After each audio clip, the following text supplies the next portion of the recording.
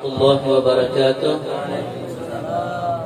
الحمد لله الذي جمعنا في هذا المكان وهدانا لطريق الإسلام ومن علينا بإرسال ماء الظلام، والصلاة والسلام على سيدنا محمد خير الأنام وعلى آله وأصحابه الكرام وعلى جميع أمته الذين نالوا فضل الله بالإيمان.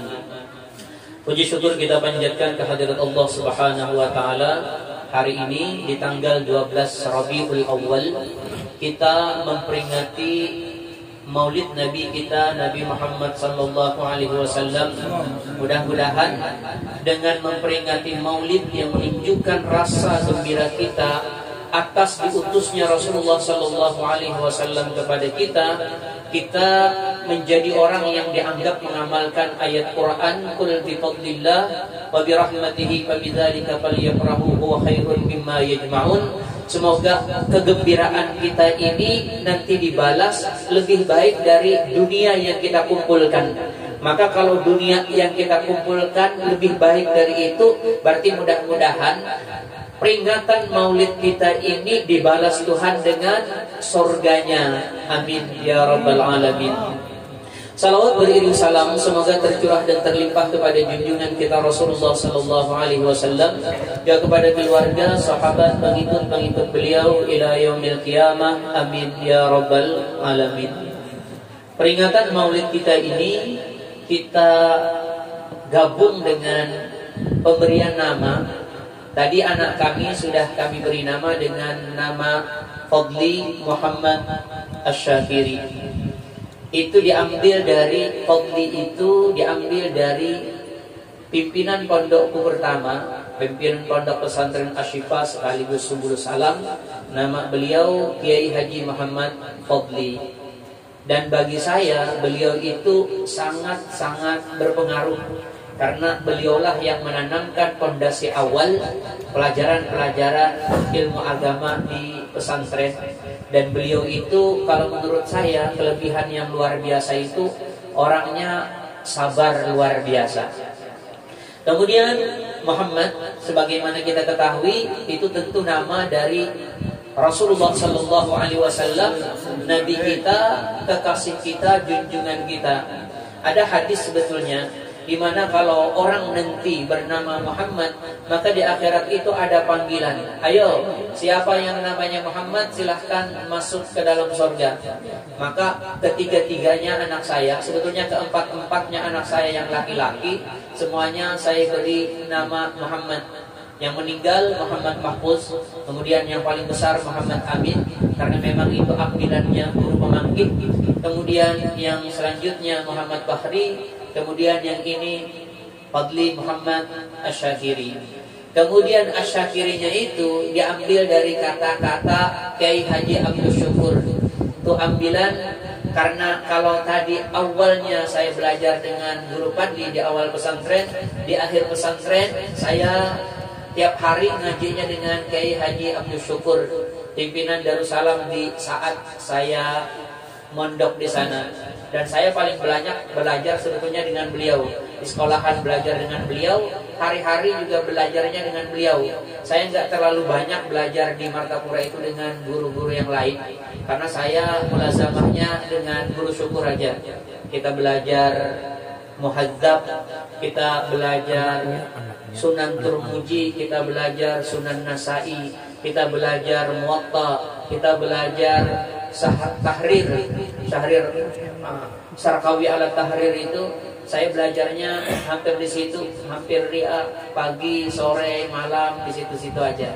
Nah, jadi mudah-mudahan anak ini dapat keberkahan karena kita memberi nama dengan nama-nama yang menurut saya mereka orang-orang alim, mereka orang-orang soleh, mereka juga orang-orang yang tawadhu dan punya sifat-sifat yang baik.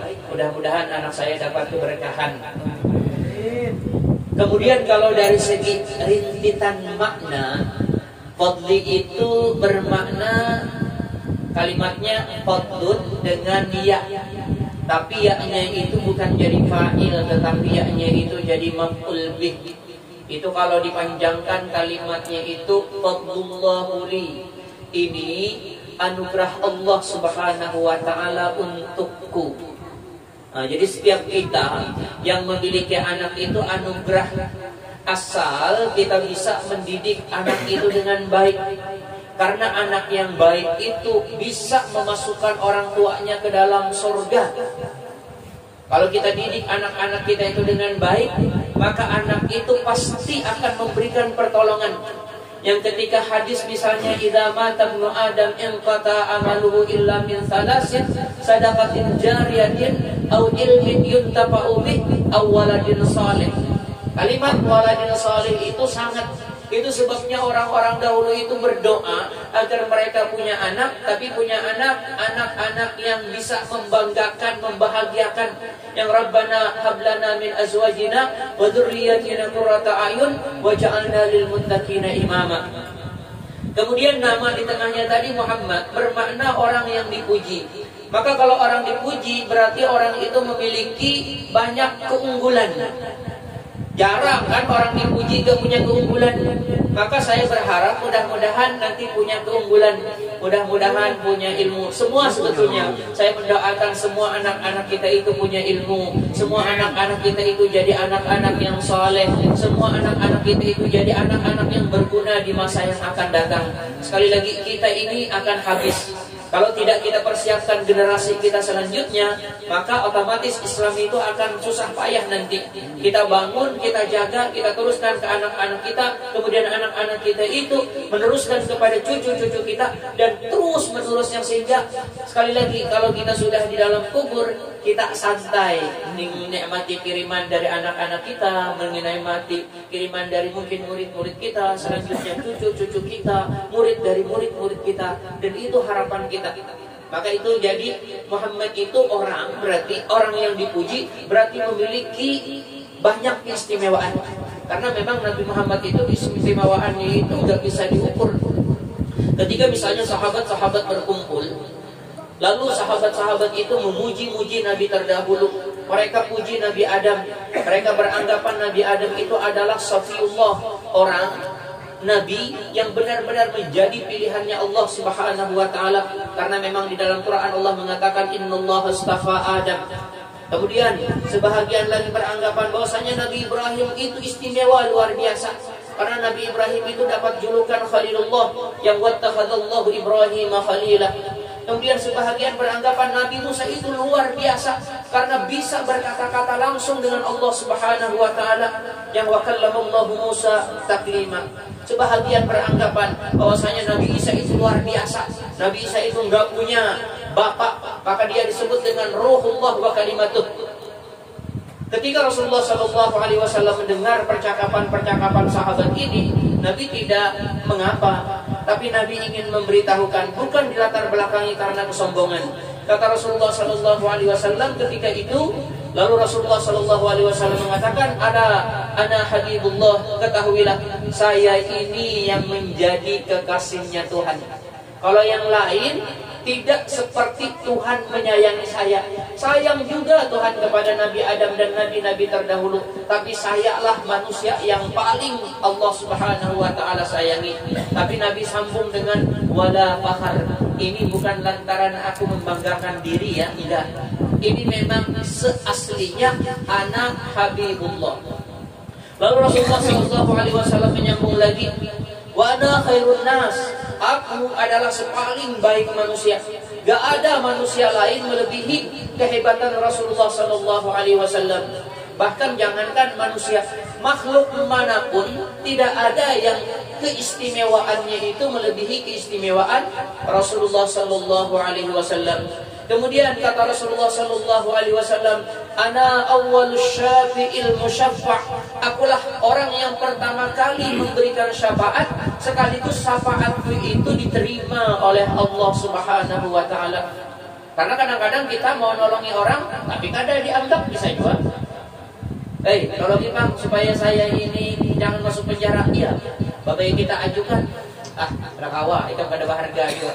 Nah, Nabi Muhammad ini ketika Nabi memberikan pertolongan, maka pertolongan Nabi itu di-ACC oleh Allah Subhanahu wa taala. Nah, lalu kata Rasulullah sallallahu alaihi wasallam, wa ana hamilu liwa'il hamdi yaumal qiyamah, dan akulah yang memegang panji-panji kemuliaan nanti di hari kiamat di padang mahsyar. Lalu kata Rasulullah, hadis yang selanjutnya ini sering dah kita dengar, Adam wan nabiyyuna min qabli tahta liwa'i yaumal qiyamah. Adam dan semua nabi-nabi sebelumku semuanya masih di bawah panji-panjiku di hari kiamat. Itu menunjukkan bahwasanya Nabi Muhammad itu istimewa luar biasa. Itu yang jadi kita tafakulan karena rasa cinta kita, mudah-mudahan semua anak-anak kita itu punya keistimewaan-keistimewaan. Di ujung saya beri nama Asy-Syakiri, itu bermakna orang yang pandai bersyukur. Karena di antara orang-orang yang dapat nikmat itu ada terbagi dua. Ada yang bisa mensyukuri nikmat. Percuma saja kita punya anak banyak kelebihan, tapi misalnya lalu menjadikan dia orang yang kufur terhadap kelebihan yang Tuhan berikan. Diberikan misalnya kelebihan ilmu, malah jadi paling sombong.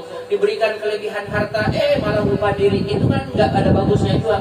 Maka saya berharap mudah-mudahan anak-anak kita itu punya keistimewaan, punya kelebihan-kelebihan, tetapi jadi orang yang punya kelebihan itu yang pandai bersyukur.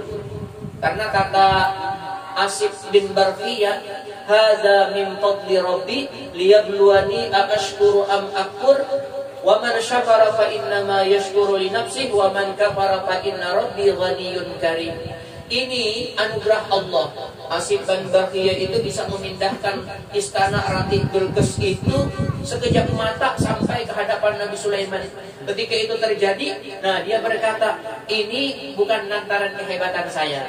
Maka itulah orang yang bersyukur itu seperti itu.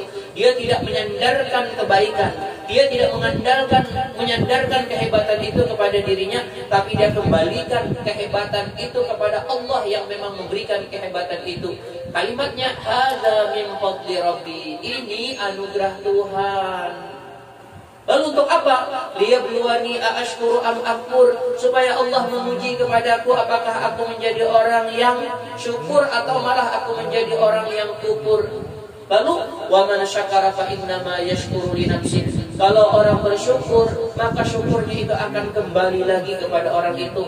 Syukur dengan ilmu, ilmu ditambah. Syukur dengan harta, harta ditambah. Syukur dengan ketaatan, ketaatan akan ditambah oleh Allah Subhanahu wa taala. Dan itu kan yang kita harapkan.